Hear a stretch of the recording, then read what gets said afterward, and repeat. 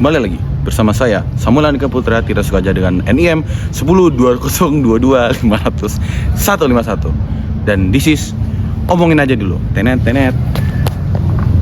Dan pada hari ini kami kedatangan tamu yang sangat amat spesial dari Telkom University Bandung yang akan membahas materi yang sangat amat menarik. Penasaran? Mari kita sambut ya. Halo El. Halo. Emang ada tuh? Halo El. Halo El. Jadi teman-teman, di sini kita sudah kedatangan bintang tamunya. Ada total 5 orang dan yang berisi 3 cewek dan 2 cowok. Sebelum itu saya persilakan untuk mereka mengenalkan diri mereka masing-masing. Perkenalkan, nama saya Hani Aulianur Azizah dengan NIM 1020225000236. Halo, perkenalkan nama saya Karina Mulia dengan NIM 1020225000130.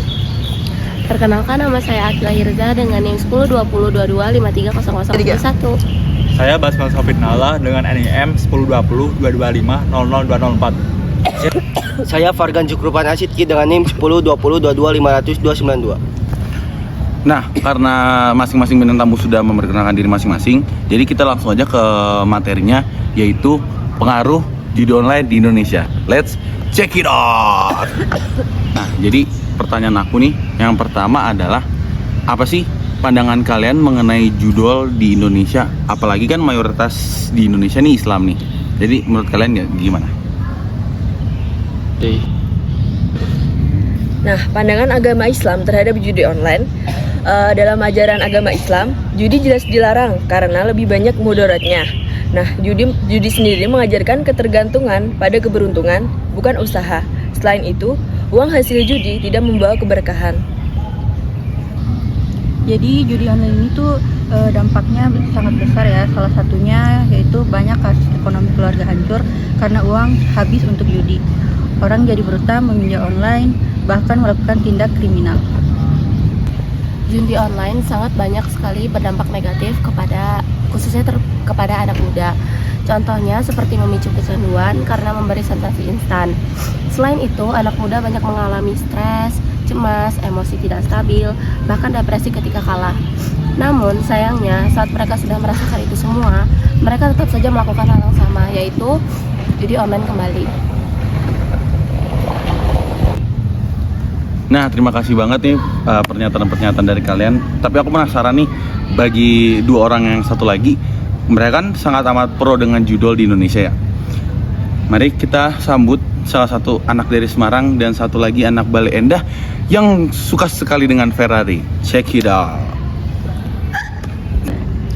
Menurut saya, judi online itu yang pertama bisa buat aksesibilitas dan kenyamanan. Judi online itu bisa diakses kapan saja dan di mana saja tanpa harus datang ke tempat fisik, sehingga lebih praktis bagi pengguna. Yang kedua, mendorong pertumbuhan ekonomi digital. Industri judi online itu bisa menciptakan lapangan pekerjaan seperti IT, customer service, admin, dan mendorong inovasi teknologi pembayaran digital. Yang ketiga, bisa menjadi potensi pemasukan negara jika dilegalkan dan diatur dengan undang-undang dasar, seperti dengan regulasi yang jelas. Judi online itu dapat dikenai pajak dan menjadi sumber pendapatan negara seperti di beberapa negara maju. Yang keempat, sebagai hiburan dan rekreasi. Bagi sebagian orang, judi online itu dianggap sebagai bentuk hiburan, mirip dengan game berbayar atau kompetisi berhadiah. Yang kelima, seperti transparansi teknologi. Platform legal itu biasanya menggunakan sistem digital dan algoritma yang dapat diaudit, sehingga hasil permainan lebih transparan dibanding judi konvensional ilegal. Yang keenam, sebagai kontrol dan fitur keamanan. Judi online modern itu menyediakan fitur pembatasan seperti deposit, self-execution, dan pelacakan aktivitas untuk membantu kontrol diri pengguna. Yang terakhir, sebagai inovasi teknologi dan data. penggunaan AI, big data, dan cyber security itu dalam judi ikut sebagai teknologi di judi online, turut mendorong perkembangan teknologi analitik dan sistem keamanan digital. Itu kalau dari saya. Berikutnya bisa dilanjutkan dengan teman saya. Kalau menurut saya, judi online dapat dipandang sebagai salah satu bentuk perkembangan teknologi digital yang tidak bisa dihindari di era modern ini. Keberadaan menunjukkan bahwa internet telah mengubah cara masyarakat mengakses hiburan dan layanan digital. Oleh karena itu, judi online dapat dilihat sebagai fenomena sosial yang perlu dikelola, bukan hanya ditolak. Terus juga dari sisi kebebasan individu, judi online dapat dipandang sebagai bentuk pilihan hiburan pribadi selama dilakukan secara sadar dan bertanggung jawab dan sesuai dengan hukum yang berlaku. Setiap individu memiliki hak untuk menentukan bentuk hiburan yang mereka pilih di era digital ini. Sekian dari saya. Terima kasih teman-teman untuk pendapatnya. Dan aku ada satu lagi nih pertanyaan. Kenapa di Indonesia itu marak banget judi online dan kayak peminatnya tuh banyak banget, mulai dari usia remaja, SMP, bahkan SD sudah mulai bermain judi, sampai yang tua pun masih main judo. Kenapa kira-kira? Jadi di sini aku mau ngasih jawaban kenapa judi online itu sangat digemari oleh seluruh kalangan usia. Yang pertama itu ada faktor biologis. Pada faktor biologis ini, orang dari segala usia bisa kecanduan judi online karena cara kerja otak manusia yang merespon kemenangan dengan pelepasan dopamin, yaitu zat kimia yang menimbulkan rasa senang sehingga otak terdorong untuk terus mengulangi aktivitas berjudi meskipun sering mengalami kerugian. Yang kedua, faktor psikologis. Setiap tahap usia memiliki tekanan emosional yang berbeda, namun sama-sama rentan terhadap judi online. Karena judi sering dijadikan pelarian dari stres, kesepian, rasa gagal, atau keinginan untuk memperbaiki kondisi hidup secara instan. Yang ketiga, ada faktor sosial. Lingkungan pergaulan dan media sosial berperan besar dalam menormalisasikan judi online. Karena aktivitas ini sering dikenalkan oleh teman, keluarga, atau konten digital sehingga terlihat wajar, aman, dan tidak lagi dianggap sebagai perilaku menyimpang. Itu dari aku. Nah, bener banget nih. Selain faktor-faktor yang disebutin tadi sama Akila, aku juga punya alasan lain kenapa judi online digemari seluruh kalangan di usia. Salah satunya tuh ada faktor ekonomi. Jadi tekanan ekonomi, kesulitan finansial, dan ketimpangan sosial membuat banyak orang melihat judi online sebagai jalan pintas untuk mendapatkan uang, meskipun pada kenyataannya justru memperparah kondisi keuangan. Faktor selanjutnya itu faktor teknologi.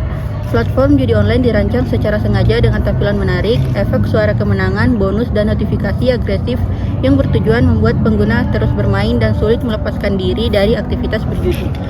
Faktor terakhir yaitu faktor literasi digital dan finansial, yaitu rendahnya pemahaman tentang sistem judi menyebabkan banyak orang tidak menyadari bahwa permainan tersebut selalu menguntungkan bandar, sehingga kekalahan dianggap sebagai kurangnya keberuntungan dan mendorong pemain untuk terus mencoba. Itu dari aku. Nah, selanjutnya ada faktor spiritual dan moral. Nah, faktor ini adalah lemahnya iman dan kontrol diri membuat seseorang mudah tergoda oleh judi online karena nilai benar dan salah menjadi kabur. Sementara rasa takut terhadap dosa dan konsekuensi moral semakin berkurang. Dan yang terakhir ada faktor ketergantungan.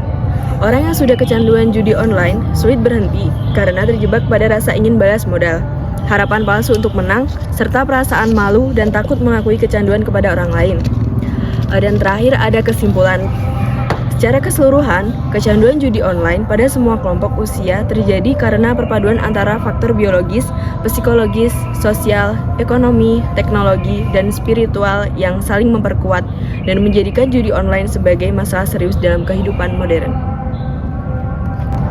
Oke, kalau menurut saya, kenapa sih kalangan umur itu bisa menyukai judi online jika dilihat dari sisi pro? Yang pertama, itu mudah diakses oleh semua umur. Judi online hanya butuh HP dan internet, tidak perlu ke tempat khusus, sehingga anak muda merasa praktis dan cepat.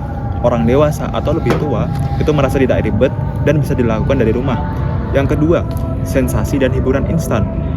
Seperti judi online itu memberi adrenalin cepat, atau kayak seperti menang atau kalah itu langsung terlihat. Yang kedua itu seperti efek seru. Mirip game ini menarik semua umur karena otak manusia suka reward instan. Yang ketiga, harapan cepat mendapat uang. Banyak orang tertarik dengan judi online itu karena pertama, modal kecil terlihat bisa untuk mendapat untung yang besar. Yang kedua, dianggap kesempatan bagi yang ekonominya sulit maupun ingin menambah uang. Ini berlaku dari remaja sampai orang dewasa. Yang keempat, tampilan mirip game dan teknologi modern. Platform judi online itu dibuat seperti full warna, animasi, efek suara. Yang kedua, mirip game online atau aplikasi hiburan. Pasti anak muda dan orang tua tertarik dengan visualnya dan mudah dimainkan. Yang kelima, bisa dilakukan secara pribadi tanpa rasa malu. Berbeda dengan judi konvensional, judi online bisa dilakukan dengan sendirian dan tidak perlu takut dinilai orang lain. Ini menarik semua usia, terutama yang ingin menjaga privasinya. Yang keenam, banyak bonus dan promosi. Dari sisi pro, bonus pendaftaran itu bisa mendapat uang sekian-sekian. Yang kedua, cashback dan reward harian. Otak manusia itu cenderung tertarik dengan gratisan dan hadiah tanpa melihat resiko jangka panjang, apalagi orang-orang Indonesia seperti itu. Yang ketujuh, pelarian dari stres dan masalah. Bagi sebagian orang, judi online itu dianggap pelarian dari stres, bosan, atau tekanan hidup. Ini umum bagi untuk pelajar, mahasiswa, pekerja, bahkan sampai orang tua. Yang ke-8, rasa kontrol dan kepercayaan diri. Saat menang, pemain pasti merasa pertama, pintar, yang kedua, beruntung, yang ketiga, punya kendali. Perasaan ini bikin orang dari berbagai umur ingin mengulang pengalaman, apalagi dari judi online. Itu sekian dari saya. Kalau dari saya tuh cuma nambahin 2 aja ya. Dari harapan menambah penghasilan. Kayak lu tuh cuma modal 20.000 nih. Kalau habis juga kan nggak apa-apa kan. Tapi kalau misalnya untungnya kan bisa sampai 500.000 sampai 1 juta. Jadi kayak ya buat tambah-tambah lah. Jadi anak kecil sampai dewasa bisa buat makan, bisa buat beli jajan, buat apa. Terus yang kedua, bentuk hiburan dan pelepas stres. Kayak lu hilang 20.000 kan gak bakalan bikin lu miskin juga kan. Tapi kalau lu untung 500.000 lu kayak ngerasa kaya, terus kayak ngerasa wow gitu. Apalagi kalau WD-nya sampai 5 juta tuh, wah udah itu makan-makan lu langsung enak kan. Kalau menurut saya itu aja sih. Baik, tanggapannya sangat amat bagus dan sangat kreatif dari anak-anak Telkom, terutama karena Telkom adalah PTS nomor 1 terbaik di Indonesia. Jadi terlihatlah bagaimana kualitasnya mahasiswa dan mahasiswanya yang sangat bagus. Baik, mungkin segini saja dari podcast saya pada hari ini. Saya Samuel, saya cabut.